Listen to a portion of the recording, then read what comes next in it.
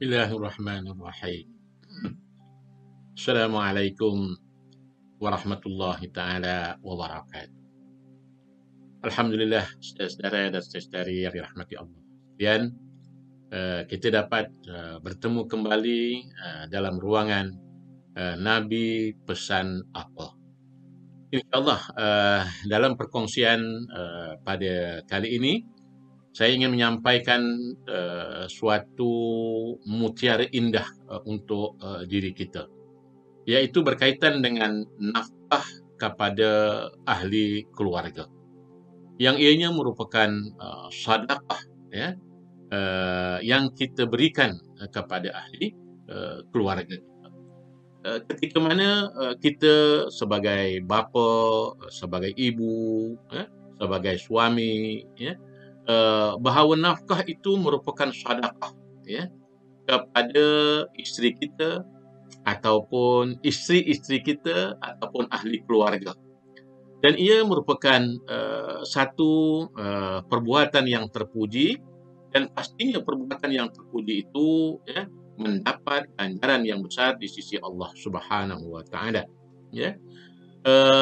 Di samping itu ya, bahawa memberikan nafkah ya, ia merupakan ya, suatu tanggungjawab seorang suami, satu tanggungjawab seorang ayah ya, kepada ahli keluarganya, kepada anak-anaknya.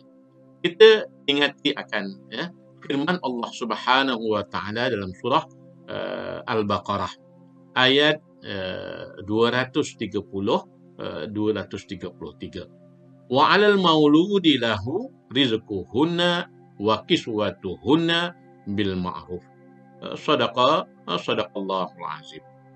Dan kewajiban suami ialah memberikan makan dan pakaian kepada istri menurut cara yang sepatutnya.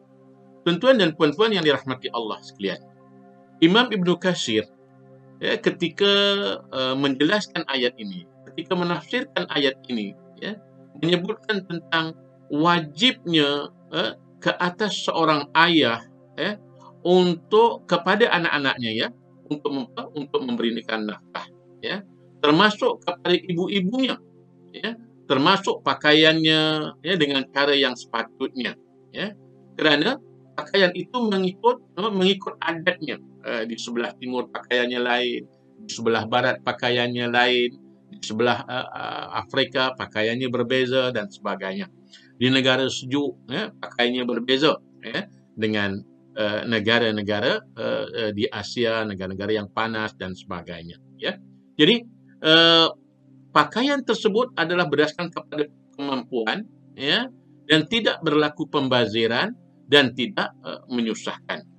Ia adalah berdasarkan kepada perkara yang termampu oleh ayah ataupun suami ya, dalam keadaan sederhana, dalam keadaan senang ya, dalam keadaan yang boleh dia melazimkan ataupun dalam keadaan dia munasabah untuk melaksanakannya.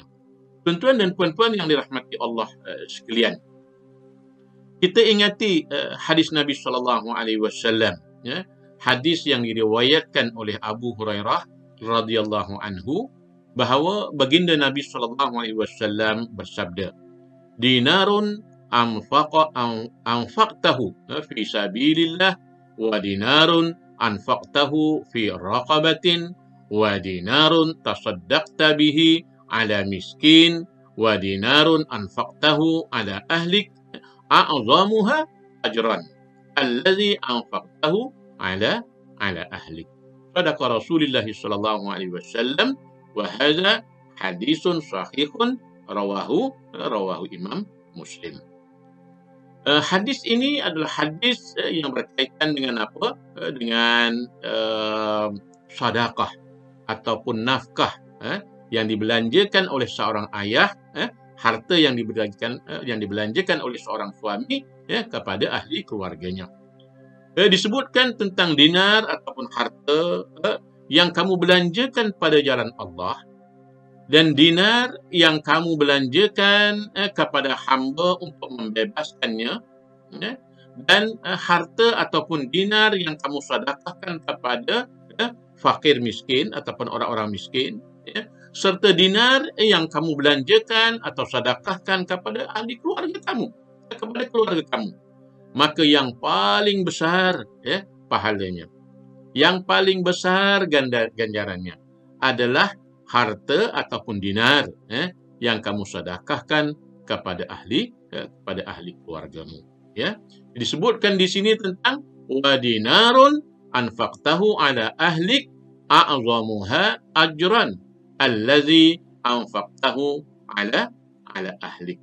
Ya, maha benarlah kalam baginda Nabi sallallahu alaihi wasallam.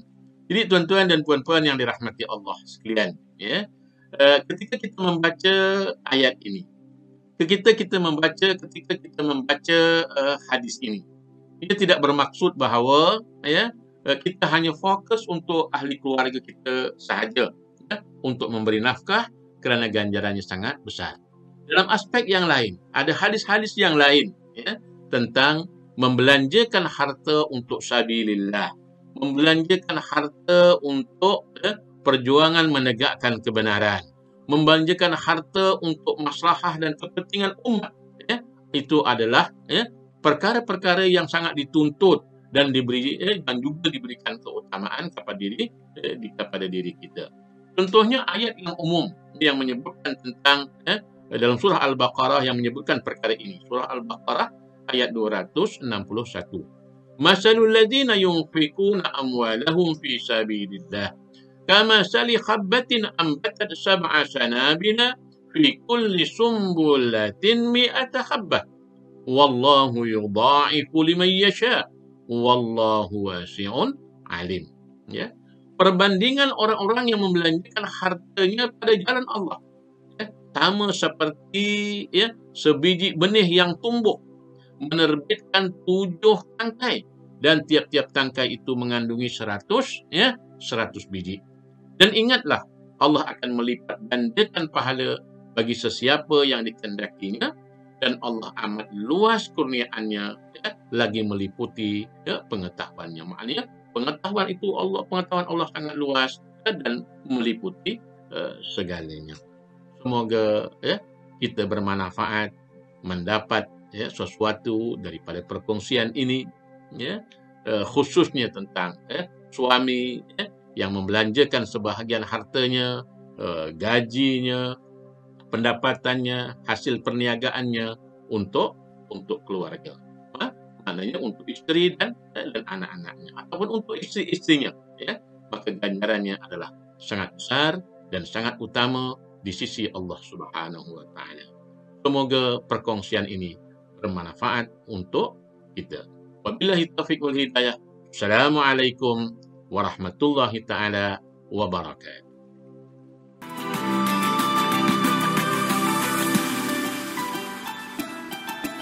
Bersama membina masyarakat.